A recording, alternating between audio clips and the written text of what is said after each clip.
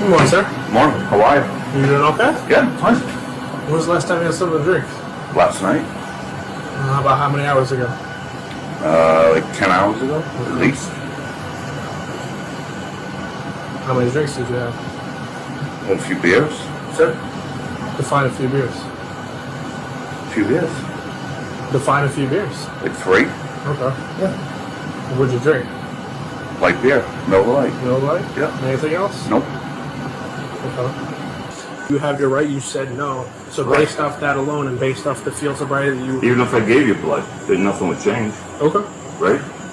That is your willful choice that you were willing to make, but based off the calls that we received stating that people down in TSA could smell what smelled like alcohol coming off of your breath, and they're not trained. I am trained in odor and alcohol impairment. That's fine. I mean, nothing's going to change. Okay. You're mine.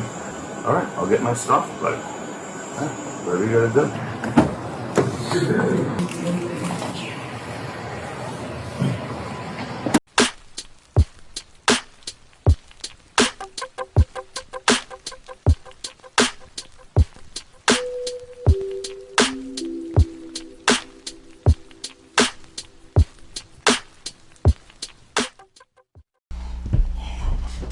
You can't function on crack. You cannot function on crack. I did for a little while. Yeah, things got really bad quickly. Brought you to your knees, literally and figuratively. Yeah. And do you still have your kid? Yeah. Oh, Yeah. yeah. And now I'm a dental assistant, right? So I'm supposed to be sitting there doing these procedures with the dentist. And I like made up that I have IBS. I'm getting up like every 5 minutes. And these are like hour and a half, 2 hour, 3 hour appointments for like major dental work. And I'm supposed to be there doing all the fucking things. And I'm like, oh, gotta go. You know, I'm smoking crack at my job. Fucking, we had a storage closet. I would be like, I'm gonna reorganize the whole entire storage closet and like whatever. And I'm in there smoking crack. I'm in the fucking back where we're making molds. I'm cooking crack in there. Like, that's insane. That is insane. That is diabolical. Crack was really another fucking beast for me. So yeah, things started to get pretty crazy. Did you ever get caught? No. Which was fucking insane. Hey, you watching this video, I want you to imagine you yourself doing crack cocaine, smoking crack at your job. When you're supposed to be dealing with clients, patients, you're going to the storage closet to smoke crack and saying, I never got caught. That's all I want to say. Do you think you could have got away with doing crack cocaine at your job and never get caught? No. More than likely, the answer is no. Yo, so we back in here for another edition of F-ya-Motha, and that y'all just saw was an example, one of the many of white privilege. She was not only smoking crack and being a dental assistant, she was smoking crack and even cooking it. Now, the people that she worked with probably didn't know, because you have to be of that in that underworld, or you have to be of the underworld and not necessarily black. You could be white, because she's white and she was cooking crack. So either somebody taught her, either her meth head boyfriend, or she could have been dating a brother. I highly doubt a nigga was dating a crackhead though and teaching her how to cook crack. So we're just gonna go with it probably was Ronnie, the local meth head, that taught her how to cook it. But like my man said, Tony Kev said, do you think, and he was talking to, you know what I'm saying, the black constituent, do you think your black ass could actually have been working there smoking crack? And the answer is no, if it was other black people around. However, it was other non-black people. They probably thought it was like burnt smell. At the very least, somebody was I don't know, burning a cigarette, probably lit a candle. They probably was none the wisest, because like I said, you got to be of that particular underworld. Cooking crack ain't some shit that you just you don't just know how to cook crack. You know what I'm saying? I'm from the streets. I know plenty of hood niggas, and while I know how to cook crack in theory, I've never done it actually in practice. Even when I sold crack, I sold crack that was already cooked. course, I was 15, so then there's that. I wasn't gonna sit up and try to cook no crack. I didn't. Nobody never. Let me not tell that lie. I ain't gonna say nobody taught me, or nobody taught me. I didn't want to go through the mechanics of trying to cook crack. Like, it wasn't that deep.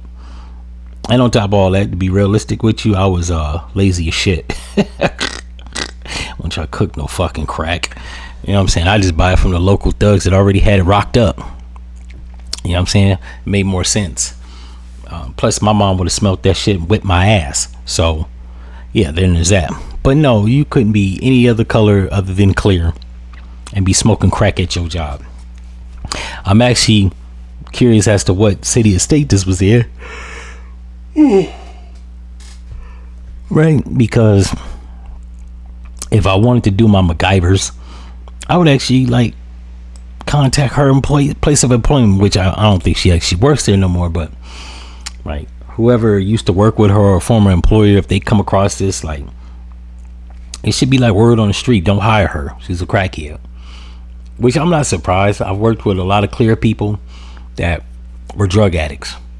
That seems to be the thing amongst their community. And I ain't even gonna lie, they seem to conceal that shit a whole lot better than black and brown people.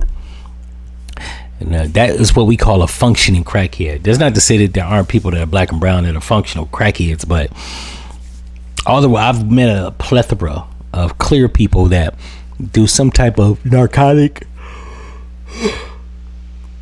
whether it's heroin, cocaine, crack cocaine, meth, what's the other one, prescription opioids. Like, they just, I don't know how they conceal it.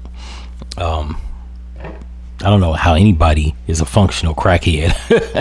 I don't know how people are functional any type of head. Meth head, crackhead, coke head, even weed head. I can't even smoke weed and go to my, if I go to work and I done smoke a joint or a blunt, people gonna know I done hit that Reggie or I done hit that Za. So the fact that she was hitting that OJ Simpson, all the real drug dealers know that reference. But the fact that she was hitting that OJ Simpson and going to work, like, that shit's crazy, bro. Like, why? Like, I always make the joke that clear people are adrenaline junkies. This actually just confirms it. Like, how your heart ain't racing 1,000 miles an hour and beating out your chest while you at your job trying to. She said she was a dental assistant, so she's assisting the dentist with tools and that he need to pull teeth or do root canals and different types of chemicals, rinsers. Like, she doing the most.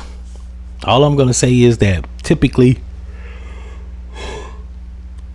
when you go to a professional building, I don't care if it's a medical office, a dental office, a law office, police precinct, like, your surgeon may be a crackhead, your pilot that's clear might be a crackhead. So people worried about DEI and people that are of color getting DEI programs and like leg up over white people. This is why.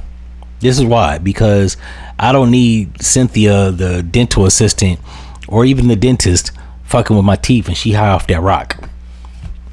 I don't want my pilot high off that crack cocaine and trying to fly us through high altitudes, bro. Like, fuck the color. They need to start doing drug tests for motherfuckers to see if you on that narcotic, because not only are you not qualified, in my opinion, but you putting people's life at jeopardy. So yeah, they need to start doing drug tests on everybody, right? Black, white, Hispanic, Mexican, all types of shit. If you smoking crack, bro, you don't need to be doing shit of any importance or seriousness. In any event, if y'all like this episode, like, comment, and subscribe, and I'm out.